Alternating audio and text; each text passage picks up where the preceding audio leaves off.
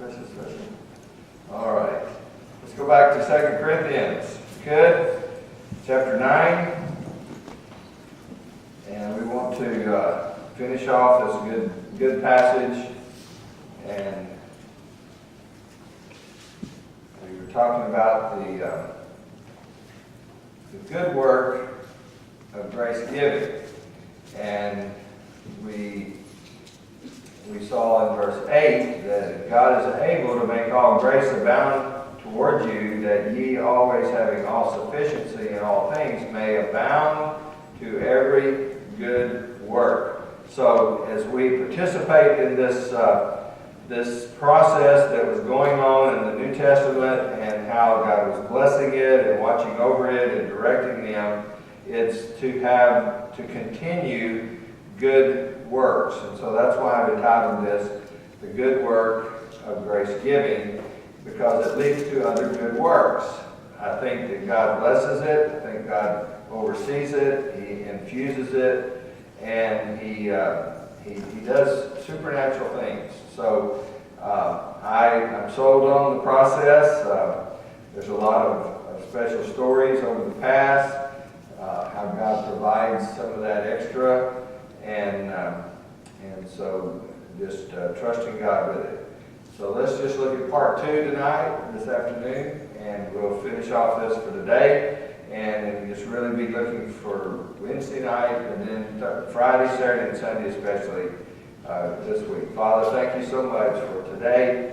Thank you for our faithful folks that are still here now. And we pray that you might enliven the Word of God, that it might be real and special and a part of us. And Lord, we're excited about great things for this next year, of what you're going to do in a lot of areas.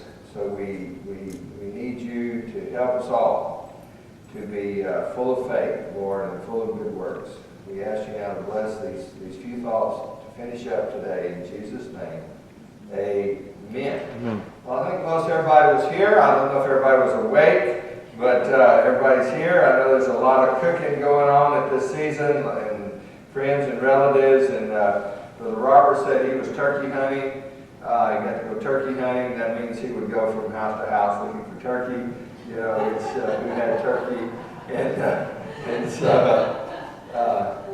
I had a blessing. It's always I love to see it, but I had Julia. We had Julia here till Thursday. Mid-Thursday, and took her back for Thanksgiving with her dad. And so we were out walking, and we've been getting the hogs. Hogs have been coming up here, and they were back the last couple of days. I'm really tempted. One got inside the fence and didn't know how to get out. And I just said, that could have been easy, pick it off easy, but I just too much work. It was just so much work to clean a hog, and so we're out walking. We're walking together, and we see this huge, humongous buck deer track. And all the stuff's going on around us in the building, and you don't know if they're all gone, but they're across the property. The bad thing is that it's usually at night, and big ones like that are nocturnal. They don't get out too much, but in the daytime. But it's just good. It's good to see it, that there's still a deer out here, and I enjoy that. I haven't hunted in a good while. Just too many things going on. But we were talking today about this principle, this prudent preparation, principle giving ahead of time, planning a year ahead of time, and with a purpose in their heart that it pleases God. And then there's the provision of God. God said, I'm going to watch out and watch over you in this process. And so that leads us into the next point, which is in 2 Corinthians chapter 9. And I'd like to just go to verse 9. As it is written, he hath dispersed abroad, he hath given to the poor, his righteousness remaineth forever. Now he that ministers seed to the sower, both minister bread for your food.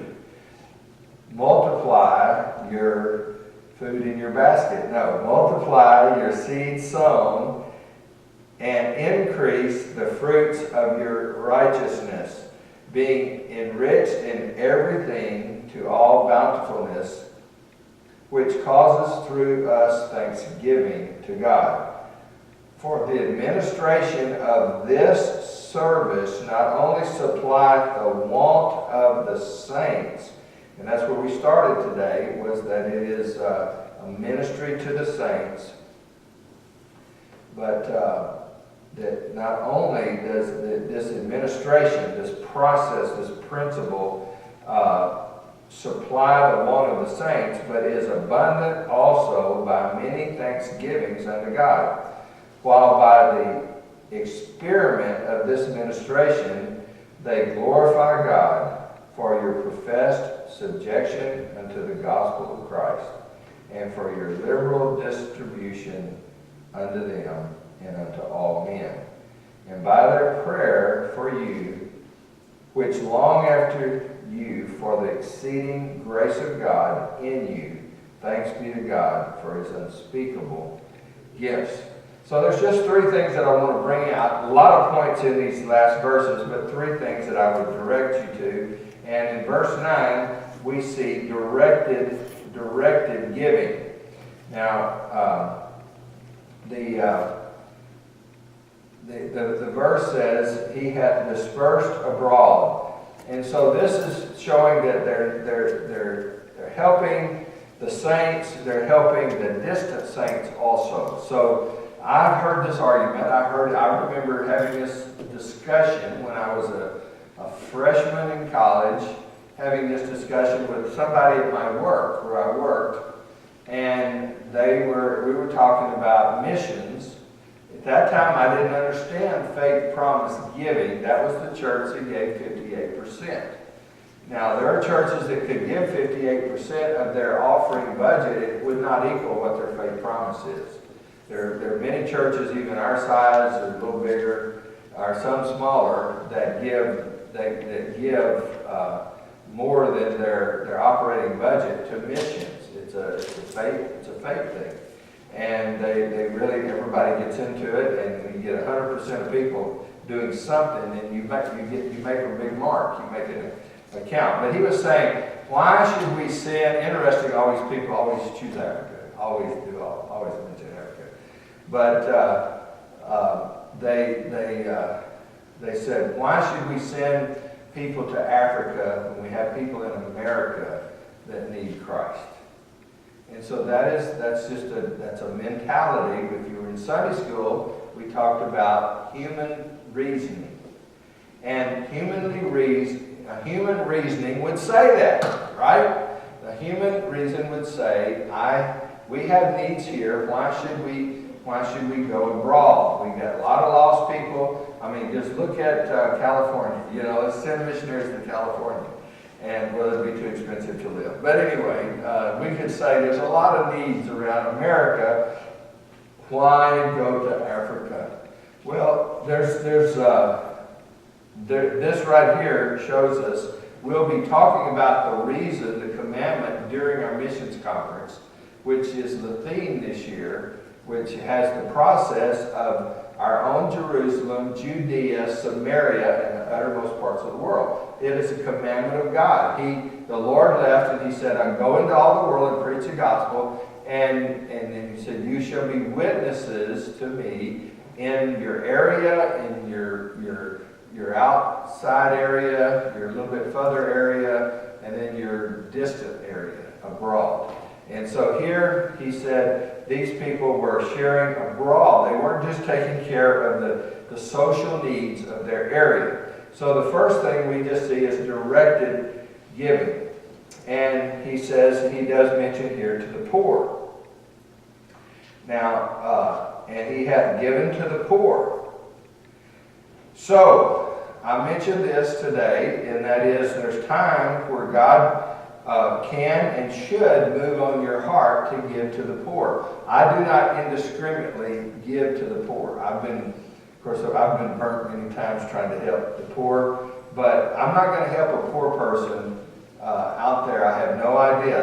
There's store. I watched a guy one time get out of a very nice car and then down at Highway 6 and go over to the street with a sign. He had a sign in his hand and he said, "I'm hungry, need work." But there's been stories of people that own 3-bedroom homes in a subdivision and they still go stand on the street corner and they say, "I can make more money than I can at a job."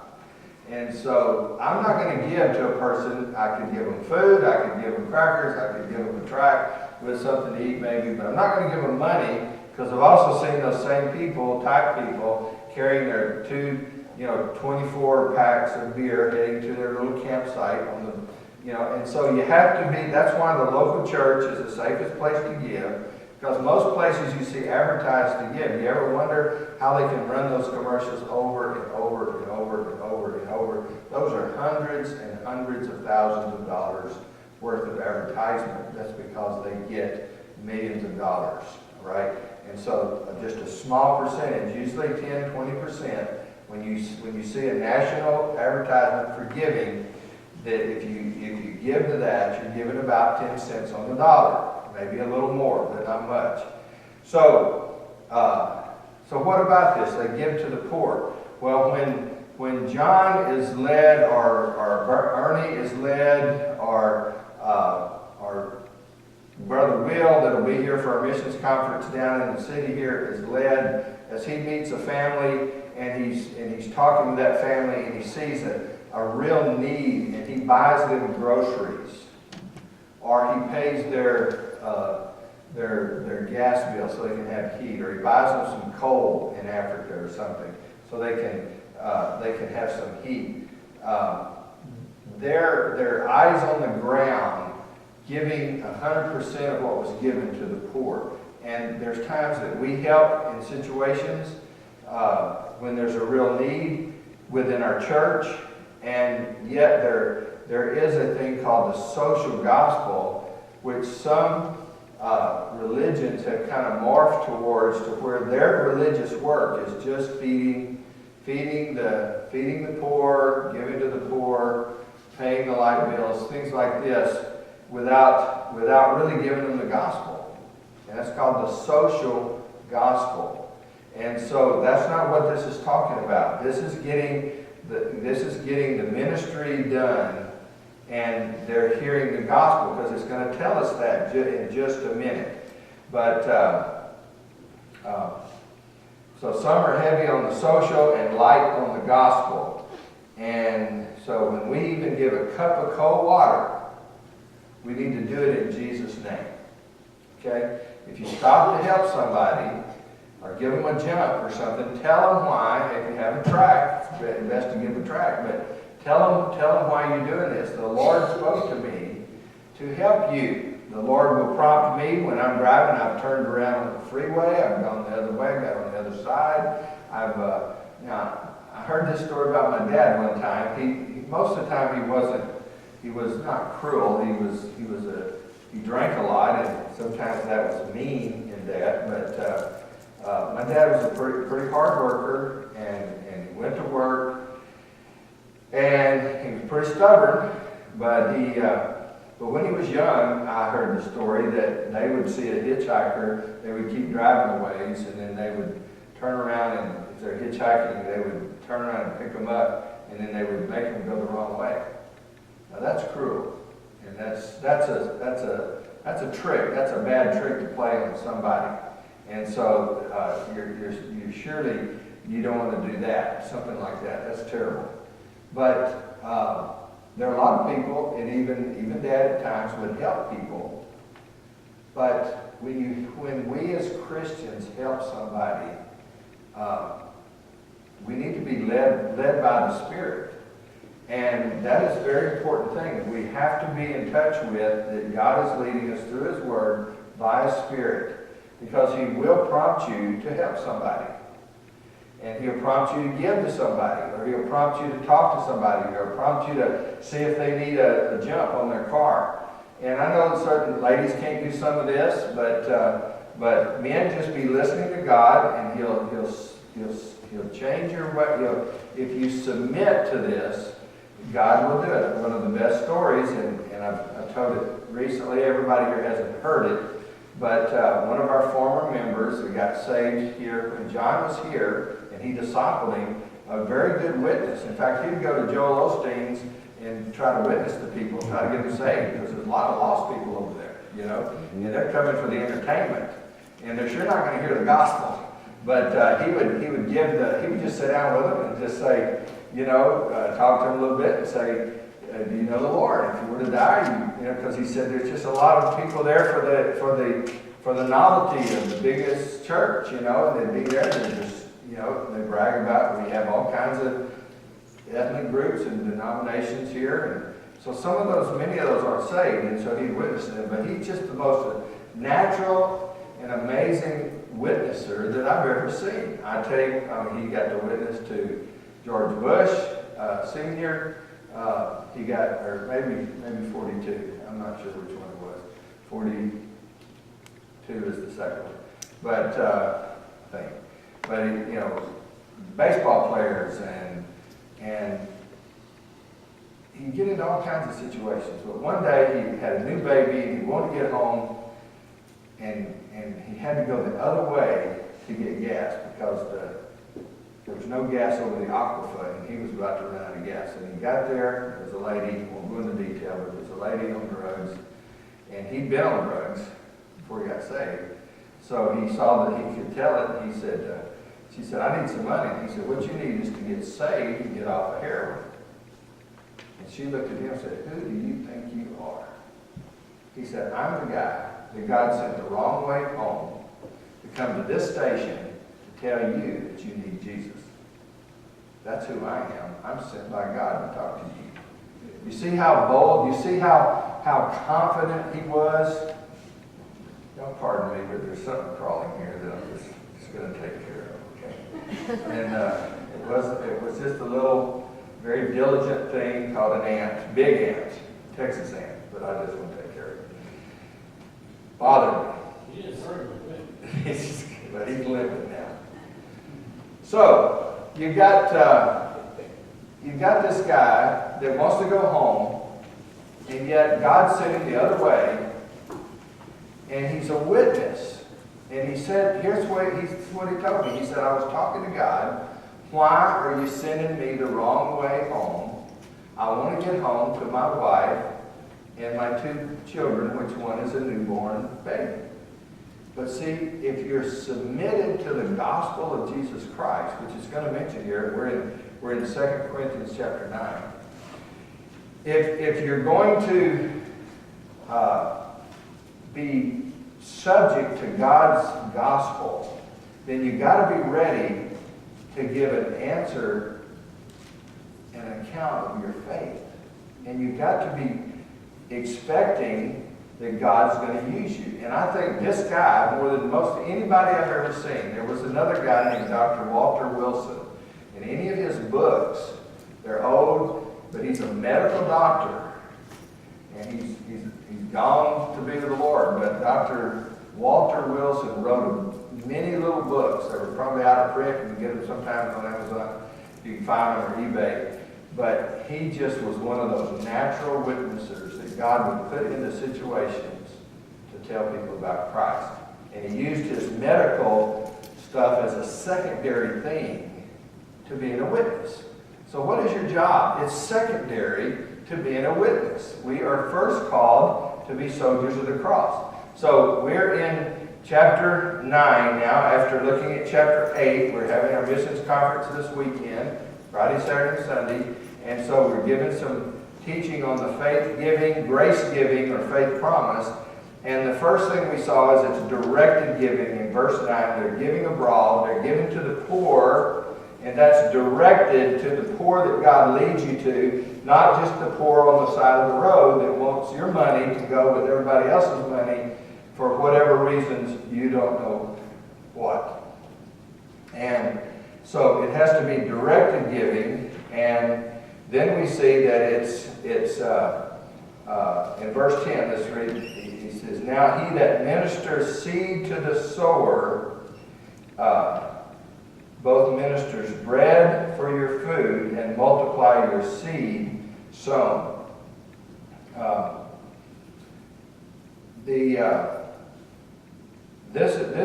This is God here. Now He that ministers seed to the sower, both ministers bread for your food. So it goes from our giving to God's giving.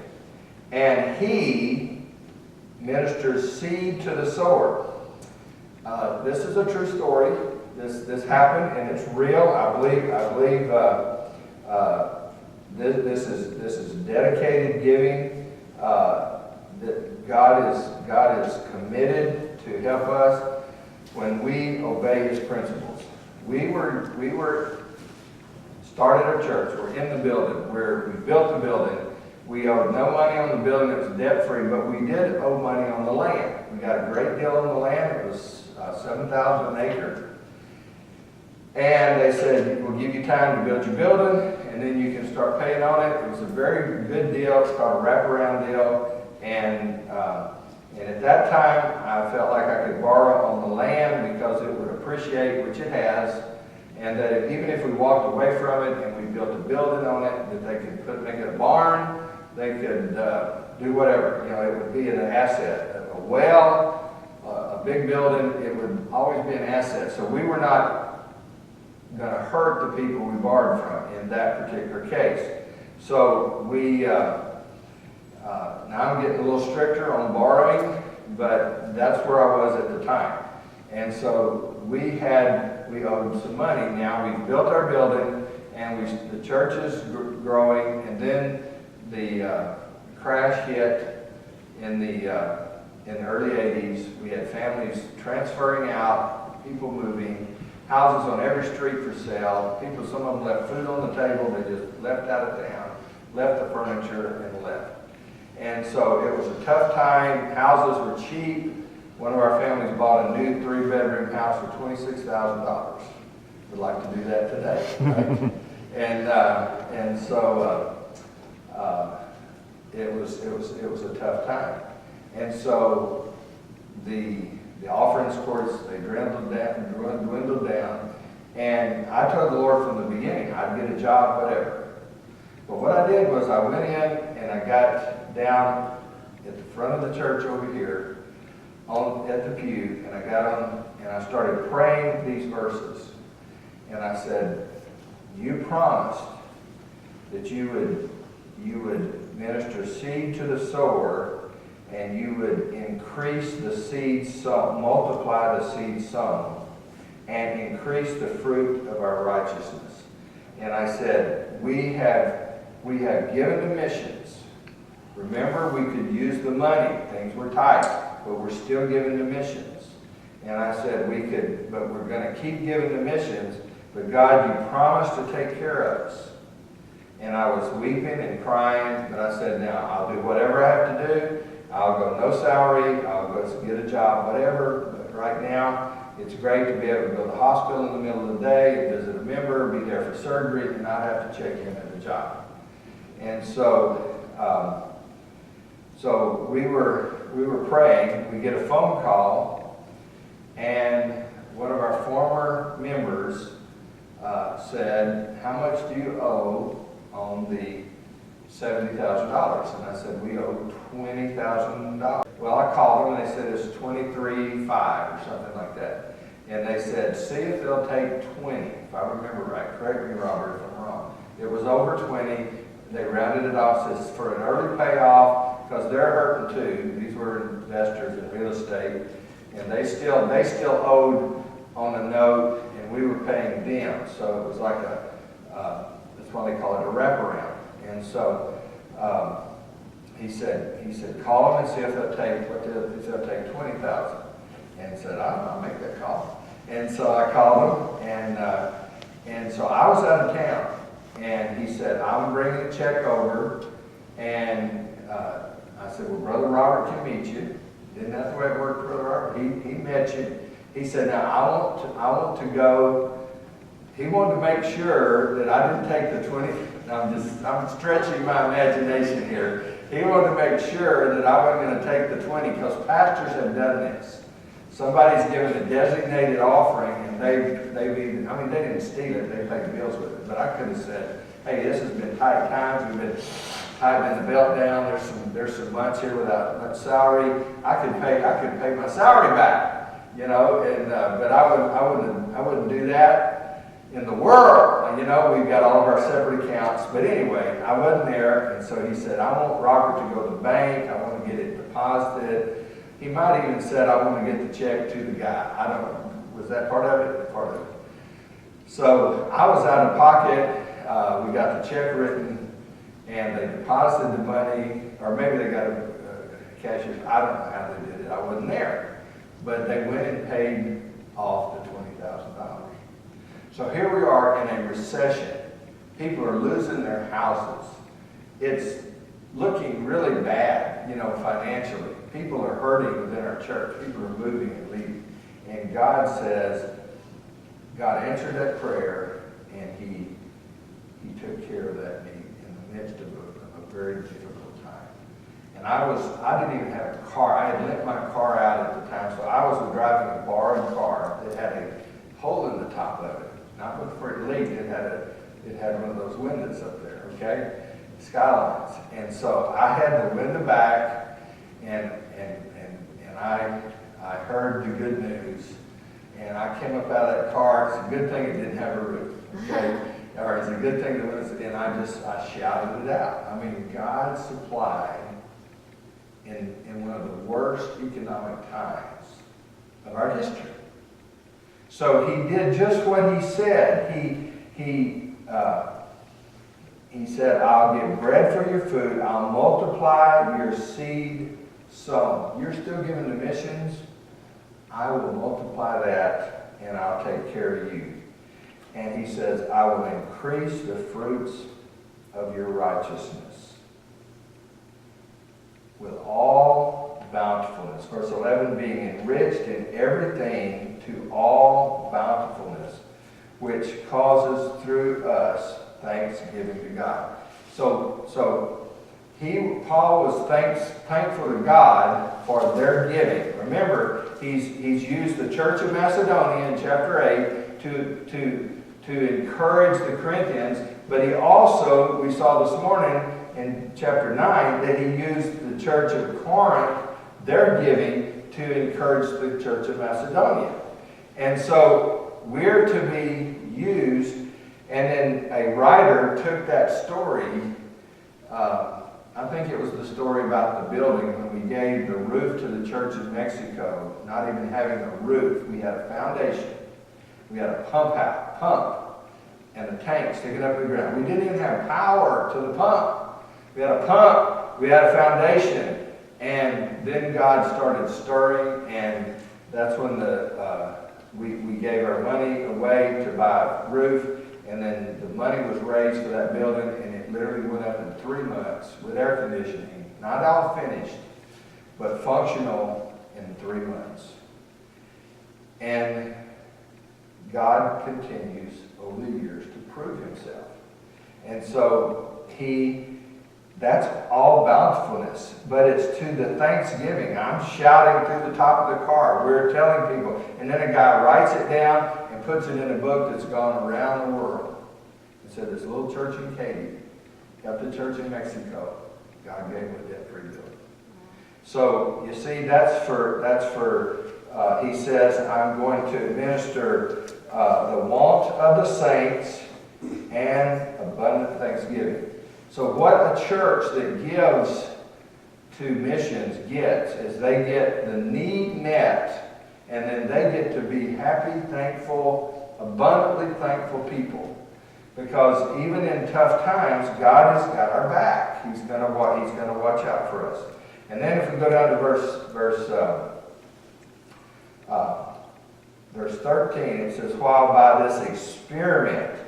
Now, that word experiment means a test. God is testing. God is always testing us, not tempting us. He's testing us. And the test is for His glory and for our good. And a test, you that are in FBI, you're taking a test. You're going to be taking a test. It's for your good. You'll study, you'll get it down a little bit more. The grade is meaningless, just about. It's not that. It's the process of rereading and restudying and memorizing and cramming and just push, so that you go through the test as for the benefit of it. For the benefit of it. So in life, God allows tests for us to see, oh, help! Or, yes, I'm growing. Yes, God's leading me. Yes, God's providing. Yes, God is there. This is just a test. Do not change the channel. There's tests coming. But you know what we want to do? We want to change the channel. When what God is doing is a test to draw us to Himself so that we are thankful for the will of God right there. It's real easy to try to find an alternative, but to find Him in the test, then we see something here very important. Okay. He says in verse 13, while by the experiment of this ministration, by now you know the ministration is this grace giving, this test, this ministration, this process, this principle that God's been teaching us here, is an experiment of this ministration. They glorify God for your professed subjection unto the gospel of Christ. Now here's the jewel. Here's the jewel. We start our salvation by subjecting us to the righteousness of God. And we continue this amazing faith life by subjecting ourselves to God's test. See, some people in our FBI, they audited. That's what I did this semester. We audited. We had a lot of distractions. We've already gone through. We've already taken the test. We've already passed the test. We've already got the credits. But we're still doing it to be there with the people when we can. But there's times where we can't. And we just audit it. That means we're choosing not to take the test.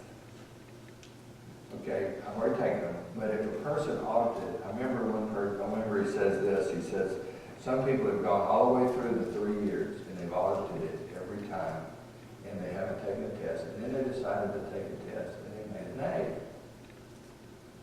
And they said, I should have been taking the test all the time. I should have submitted to take the test. Well, see, that's what he's saying here. We're submitting.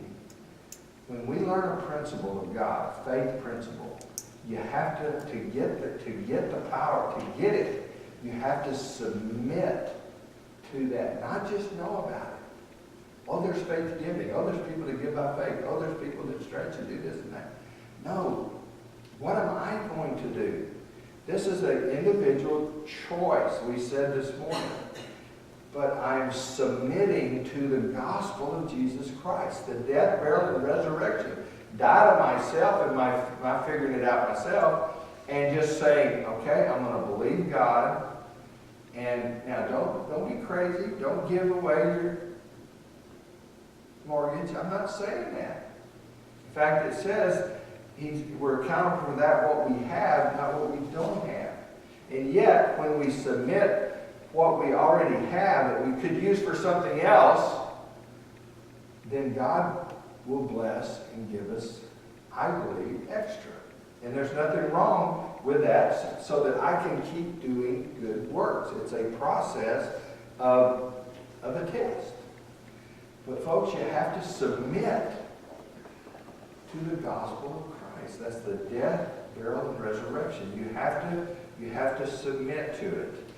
And that's the distribution by subjection to the gospel of Christ. And that's a proving process. Look at chapter 8 and look at verse 8. He says, I speak not by commandment, but by occasion of forwardness of others, to prove the sincerity of your love. So he's really asking us to prove it.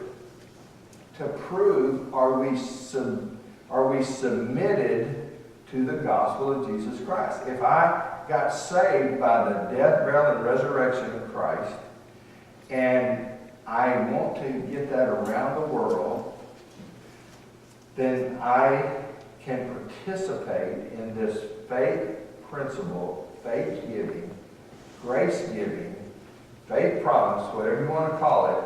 Here it's just grace giving. And God said, I'll give you all the grace I'll make sure you have abundant grace if you would be subjected. You know what that word means? It means obedience. It means obedience. And power for the giver and being thankful for his unspeakable gift. Look, let's finish this. He says, their liberal distribution unto them, verse 13, and unto all men, and by their prayer for you, which long after you for the exceeding grace of God in you. You know, there are people praying for us. There are people that are praying for the giver. They're praying, I'm praying for you. You're the ones that make this happen. I participate.